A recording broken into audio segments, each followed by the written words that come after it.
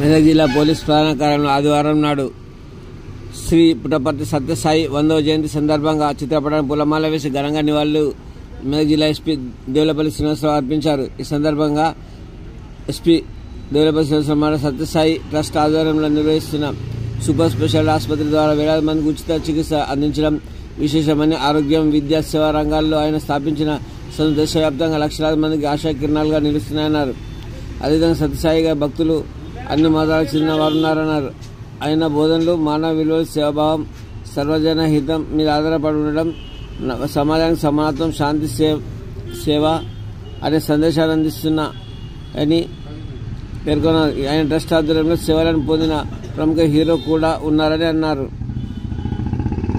అనంతపూర్ జిల్లాలో దీర్ఘకాలం ప్రజలు ఎదుర్కొన్న తాగునీటి సమస్యలను పరిష్కరించడానికి సత్యసాయి వాటర్ ప్రాజెక్టు ద్వారా భారీ స్థాయిలో నీటిని సరఫరా చేసి లక్షలాది మందికి ఉపశమనం. పుట్టపర్తి సాయి శత జయంతి ఉత్సవాలు మెదక్ పట్టణంలో ఘనంగా జరిగాయి. పుట్టపర్తి సత్యసాయి మందిరంతో పాటు మెదక్ జిల్లా సమీకృత కలెక్టర్ కార్యాలయం, జిల్లా ఎస్పీ కార్యాలయంలో ఘనంగా చిత్రపటానికి పూలమాల వేసి నివాళులర్పించారు. ఈ సందర్భంగా పుట్టపర్తి సత్యసాయి బాబా చేసిన సేవలను కొనియాడారు.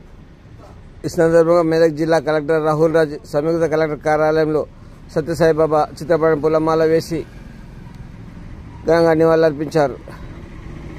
సత్యసాయి బాబా చేస్తున్న సేవలను ఆయన కొనియాడారు. మానవ సేవ పరమాధిగా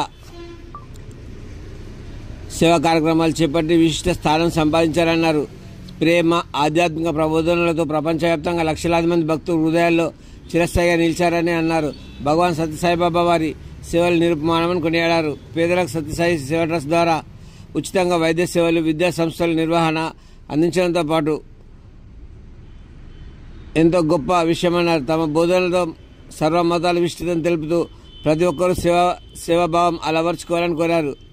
అనంతరం జిల్లా సత్యసాయి సేవా బృందం వారిచే భజన గీతాలు ఆలపించడం జరిగింది.